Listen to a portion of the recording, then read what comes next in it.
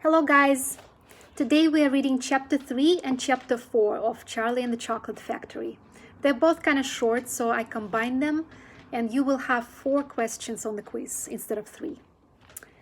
Are you ready? Let's start. Chapter 3, Mr. Wonka and the Indian Prince. Prince Pondicherry wrote a letter to Mr. Willy Wonka, said Grandpa Joe, and asked him to come all the way out to India and build him a colossal palace entirely out of chocolate. Did Mr. Wonka do it, Grandpa? He did indeed, and what a palace it was!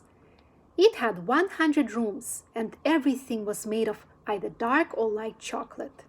The bricks were chocolate, and the cement holding them together was chocolate, and the windows were chocolate, and all the walls and ceilings were made of chocolate. So were the carpets and the pictures and the furniture and the beds. And when you turned on the taps in the bathroom, hot chocolate came pouring out. When it was all finished, Mr. Wonka said to Prince Pondicherry, "I warn you, though, it won't last very long, so you'd better start eating it right away." "Nonsense!" shouted the prince. "I'm not going to eat my palace. I'm not even going to nibble the staircase or lick the walls. I'm going to live in it." But Mr. Wonka was right, of course, because soon after this, there came a very hot day with the boiling sun, and the whole palace began to melt. And then it sank slowly to the ground, and the crazy prince, who was dozing in the living room at the time, woke up to find himself swimming around in a huge brown sticky lake of chocolate. Little Charlie sat very still on the edge of the bed, staring at his grandfather.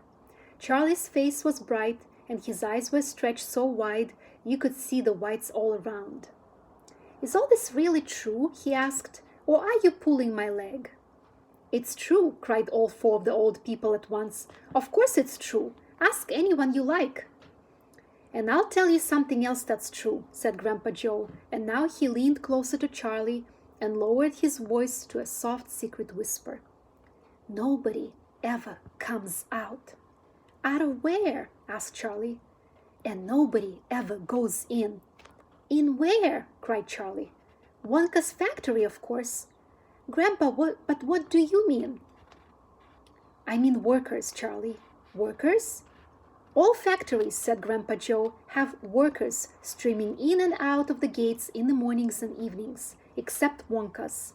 Have you ever seen a single person going into that place or coming out?" Little Charlie looked slowly around at each of the 4 old faces, one after the other, and they all looked back at him. They were friendly, smiling faces, but they were also quite serious. There was no sign of joking or leg pulling on any of them. "Well, have you?" asked Grandpa Joe. I really don't know, Grandpa," Charlie stammered. "Whenever I walk past the factory, the gates seem to be closed." "Exactly," said Grandpa Joe. "And there must be people working there." "Not people, Charlie. Not ordinary people, anyway." "Then who?" cried Charlie. "Aha! That's it. You see? That's another of Mr. Willy Wonka's cleverness." "Charlie, dear," Mrs. Bucket called out from where she was standing by the door, "it's time for bed. That's enough for tonight." "But, Mother, I must hear. Tomorrow, my darling." "That's all right," said Grandpa Joe. "I'll tell you the rest of it tomorrow evening." All right, this is the end of chapter 3, and now chapter 4, The Secret Workers. The next evening, Grandpa Joe went on with his story. "You see, Charlie," he said, "not so very long ago, there used to be thousands of people working in Mr. Willy Wonka's factory. Then one day, all of a sudden, Mr. Wonka had to ask every single one of them to leave, to go home, never to come back." "But why?" asked Charlie. "Because of spies." "Spies?" "Yes. All the other chocolate makers, you see, had begun to grow jealous of the wonderful sweets that Mr. Wonka was making, and they started sending in spies to steal his secret recipes. The spies took jobs in the Wonka factory, pretending that they were ordinary workers. And while they were there, each one of them found out exactly how a certain special thing was made.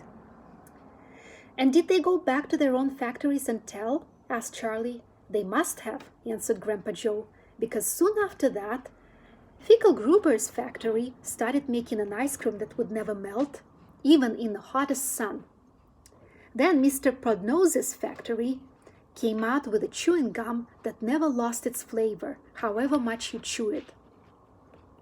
And then Mr. Slugworth's factory began making sugar balloons that you could blow up to huge sizes before you popped them with a pin and gobbled them up.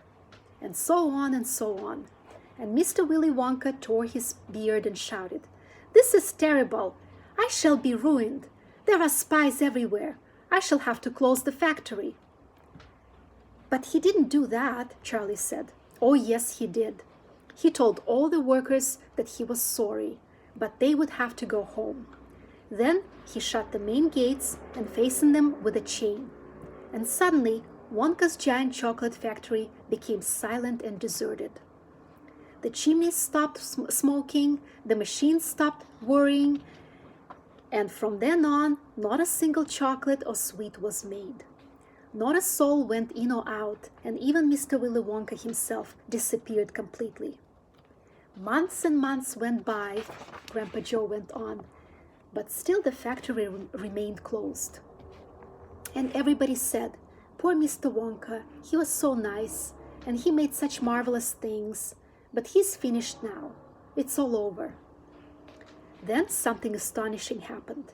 One day, early in the morning, thin columns of white smoke were seen to be coming out of the tops of the tall chimneys of the factory. People in the town stopped and stared. 'What's going on?' they cried. 'Someone's lit the furnaces.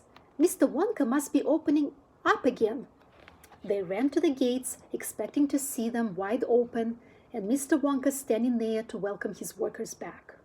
But no, the great iron gates were still locked and chained as securely as ever, and Mr. Wonka was nowhere to be seen.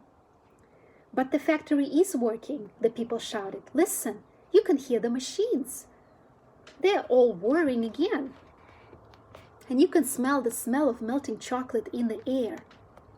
Grandpa Joe leaned forward and laid a very bony finger on Charlie's knee, and he said softly, 'But most mysterious of all, Charlie, were the shadows in the windows of the factory. The people standing on the street outside could see small dark shadows moving about behind the frosted glass windows.' 'Shadows of whom?' said Charlie quickly. That's exactly what everybody else wanted to know. 'The place is full of workers,' the people shouted, 'but nobody's gone in. The gates are locked. It's crazy. Nobody ever comes out either.' 'But there was no question at all,' said Grandpa Joe, 'that the factory was running. And it's gone on running ever since for these last 10 years.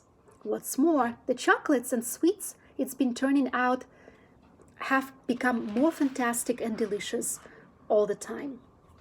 And of course now, when Mr. Wonka invents some new and wonderful sweet, neither Mr. Fickelgruber, nor Mr. Podnose, nor Mr. Slugworth, nor anybody else is able to copy it. No spies can go into the factory to find out how it is made.' 'But Grandpa, who?' cried Charlie. 'Who is Mr. Wonka using to do all the work in the factory?' 'Nobody knows, Charlie.' 'But that's absurd. Hasn't someone asked Mr. Wonka?' 'Nobody sees him anymore. He never comes out. The only things that come out of that place are chocolates and sweets. They come out through a special trap door in the wall, all packed and addressed, and they are picked up every day by post office trucks.' 'But Grandpa, what sort of people are they that work in there?' 'My dear boy,' said Grandpa Joe, 'that is one of the great mysteries of the chocolate-making world. We know only one thing about them. They are very small. The faint shadows that sometimes appear behind the windows, especially late at night when the lights are on, are those of tiny people no taller than my knee.' 'There aren't any such people,' Charlie said. Just then, Mr. Bucket, Charlie's father, came into the room. He was home from the toothpaste factory, and he was waving an evening newspaper rather excitedly. "Have you heard the news?" he cried. He held up the paper so that they could see the huge headline. The headline said, "Wonka Factory to be opened at last to lucky few."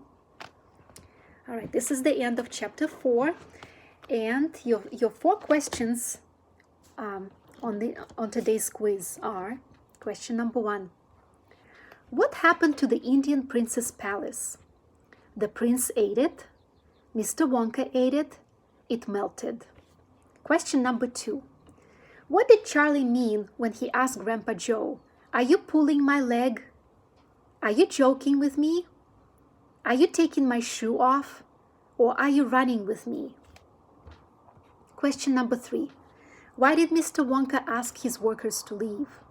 He didn't like them, spies stole his secret recipes, or they didn't follow Wonka's recipes.